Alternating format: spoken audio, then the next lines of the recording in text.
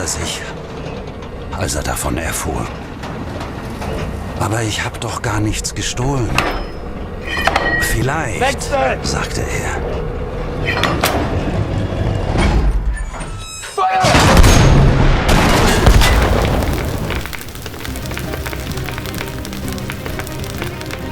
June 1944, Normandy.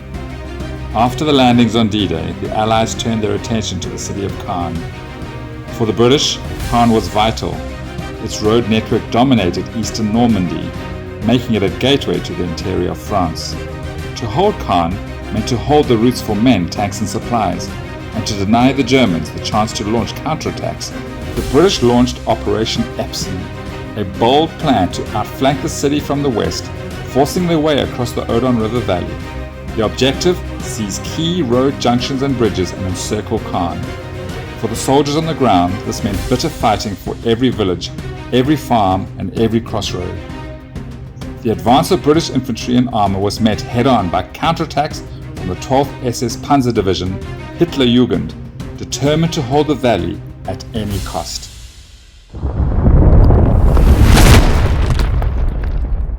Welcome back to Lessons from the Front. Today's battle report is inspired by those desperate clashes in the Odon Valley. Joining me is my opponent Dom, commanding his formidable Waffen-SS. We each brought a 1,000-point force to the table. My British force consisted of 2 platoons, an armoured platoon which had 2 Cromwell tanks from the 11th Armoured Division, and then a rifle platoon from the 5th Duke of Cornwall's Light Infantry Regiment, led by a veteran 5-man command team, armed with SMGs and mounted in a Bren gun carrier. Supporting them were 3 specialist teams, a light mortar, a veteran sniper, and a forward artillery observer team, along with 2 rifle squads, each fielding a Bren gun. Dom's Waffen-SS fielded 2 platoons as well, an armoured platoon of 2 Panzer IVs, and then a rifle platoon commanded by a 3-man officer team with 3 rifle squads, each bristling with firepower because they had MG42s. To support their mobility, 2 SD KFZ 251 half-tracks carried the infantry into battle. For this game, we rolled up a meeting engagement scenario. Both forces would advance onto the battlefield from opposite quarters, converging on a small crossroads at the heart of the village. The mission was simple: seek and destroy. The stage was set, the Odon Valley, June 1944. Let's see how the battle unfolded. Going into this battle, I had the advantage of infiltration. I placed 2 specialist teams in the neutral quarter of the table, my veteran sniper team and the forward artillery observer. My idea was kind of simple. The sniper could lock down Dom's approach along the buildings that lined his side of the table quarter along that central road, whilst my forward artillery observer, hidden in the nearby woods, would be ready to call in artillery once I had a picture of his advance. Of course, the dice had other plans. Turn 1 began with Dom drawing all the early dice, and he decided to throw everything at my sniper team. His Panzer IVs and both half-tracks laden with infantry squads converged on the small wood, pinning and then wiping out my sniper before they could even fire a single shot. In this mission of seek and destroy, every unit destroyed means a victory point, so my sniper's loss gave Dom an immediate lead. But while my sniper team was eliminated, that reckless deployment of them in the woods so close to Dom's lines did in fact create a golden opportunity. With Dom's entire force bunched around the woods, my forward artillery observer, remaining hidden in a nearby wood, calmly plotted an artillery strike to land right on top of the German concentrated forces. Meanwhile, the rest of my army advanced onto the table. On my short table edge, my 2 Cromwell tanks rumbled onto the battlefield, their crews scanning for firing lines against Dom's Panzer IVs. My rifle platoon entered from the long edge, moving up behind a row of stone buildings that gave them cover as they advanced forward. So turn 1 ended with mixed fortunes. My sniper team destroyed, Dom gaining an early victory point, but my artillery strike locked in, hoping to give him hell in turn 2.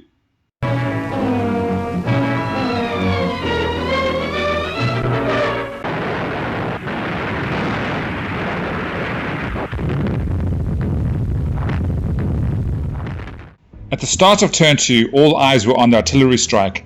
I rolled the dice and scored a 3. Too low, the barrage was delayed. In bolt action, a 4 or higher is needed to successfully call in off-table artillery. I had to wait. Expecting Dom's forces to begin pushing out of the woods towards my lines, I shifted the target point, aiming just outside the tree line so that when the barrage did arrive, it would still catch the bulk of his force in its blast radius. I did, however, draw the first order dice for turn 2, and I knew exactly what I wanted to do. Dom's Panzer IVs were my biggest threat. Their 75mm KWK 40 guns could tear through my Cromwells with ease, so I couldn't let him take the initiative. Using a snap 2 action, I ordered both Cromwells to fire on his command tank, the only one visible beyond the woods. Both tanks hit their mark, hammering the German armor with accurate fire.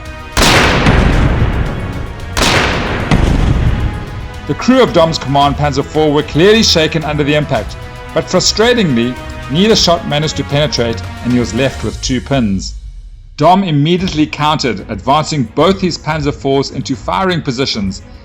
Their return fire was deadly accurate in intent, but both shells screamed past my Cromwells, crashing into the ground beyond them.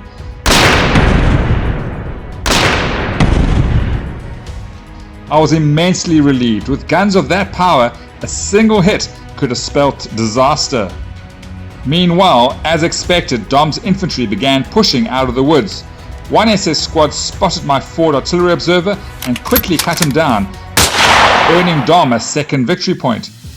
For my part, I pressed my rifle platoon forward, carefully edging them into better firing positions near the crossroads, but always cautious not to expose them too soon to Dom's infantry or armor.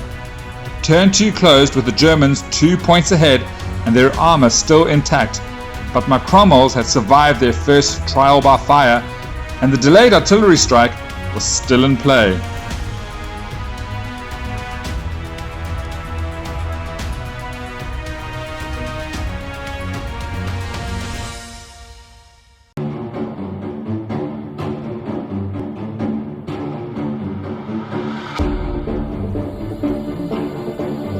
Okay guys, we've got an interesting situation here on our table.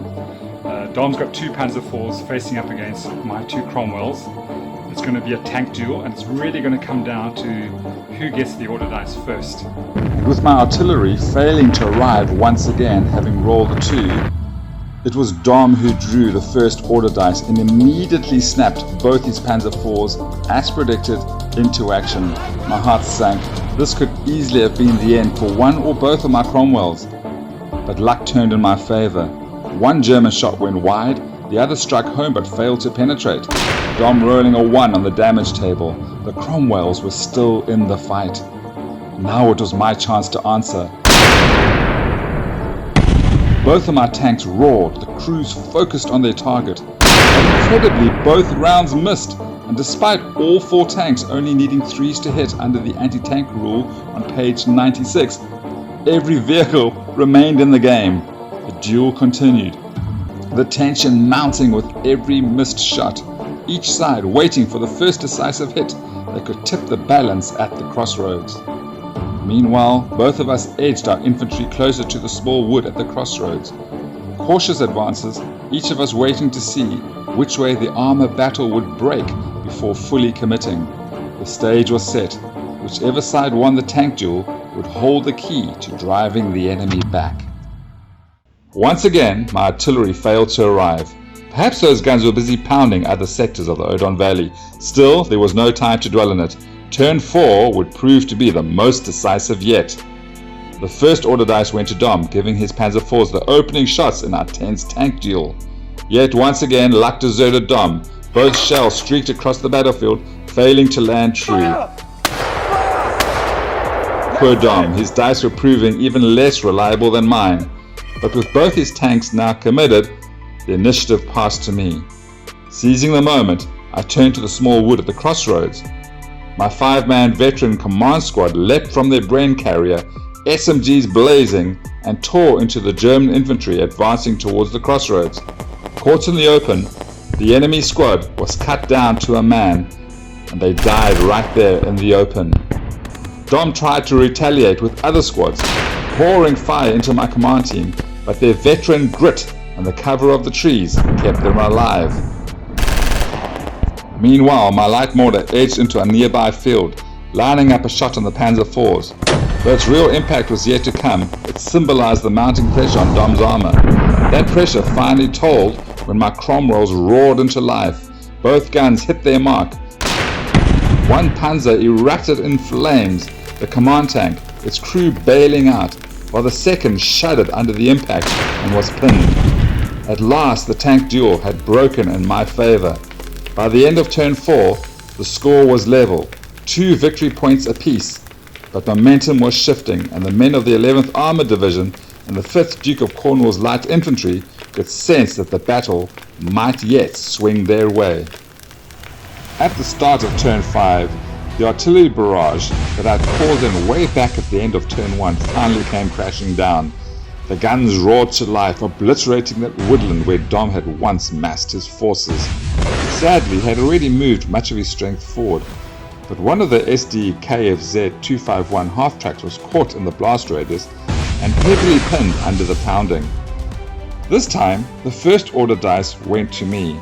Wasting no time, I snapped to with both Cromwells and trained their guns on Dom's last remaining Panzer IV. Both shots struck home, but once again the armor held. Even so, the pressure was mounting.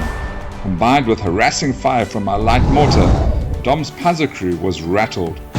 When his turn came to return fire, the crew faltered. Dom rolled too high in his motivation test, and the tank was forced to withdraw straight back from the fight into the woods. The duel that had gripped the battlefield for so long was suddenly over, and it was the Cromwells that had stood firm. At the crossroads, the battle intensified. My 5-man veteran command squad, who had already wiped out a German squad in the previous turn, now turned their attention to Dom's command team, sheltering behind a burning Panzer wreck. 10 dice from their SMGs at point blank cut them down in seconds. The German rifle platoon commander was gone. But Dom wasn't about to let the loss go unanswered. One of his squads charged across the small field separating the woods, hoping to avenge their commander and crush my veterans. What followed was brutal close-quarters melee, and against the odds, my command team triumphed again. Dom's squad was wiped out, and with that hard-fought victory, the British suddenly surged to a 4-0 lead. The response was swift. Dom's 2 SD KFZ 251s, already positioned on the road, swung the machine guns onto the wood, raking it with a storm of fire. My command team, exposed after their desperate fight, now bore the full weight of Dom's fury. Under relentless fire, they clung on, only by passing a crucial morale test, refusing to break. As turn 6 began, my battered command team, the heroes of the crossroads, finally withdrew to the safety of their brain gun carrier. They had fought beyond all expectation, and now it was time for fresh troops to take their place. I moved a rifle squad up into the small wood to add to the line, another pushed onto the main road itself. With the brain gun carrier's firepower added in, these 3 units combined to pour relentless fire into Dom's remaining half-tracks. Under the pressure, both vehicles were heavily pinned, struggling to respond effectively. And with that, the fighting withdrew to a close. By tally, the British stood ahead 4 points to 2, but it had been a close-run thing. The tank duel, so intense, could so easily have swung the other way, and the melee in the woods might have ended very differently.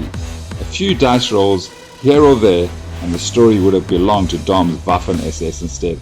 Dom summed it up quite well afterwards. He said it felt like 2 patrols colliding at a crossroads, a sharp clash before the Germans pulled back with valuable intelligence for battles to come. History tells us that Operation Epsom ended in much the same way, not with a clean breakthrough to Caen, but with the Germans forced into a grinding battle of attrition that steadily drained their strength. Before we end, I'd like to give a few thank yous. To Atacorn for creating another amazing thumbnail for this video, to Expedimix, my favorite stall in all of Singapore, for hosting our game, and of course to my fine opponent Dom for another hard-fought and enjoyable battle and a look at his beautifully painted models. And lastly, to all of you, thank you for watching and thank you for your support of the channel. Until next time, happy gaming!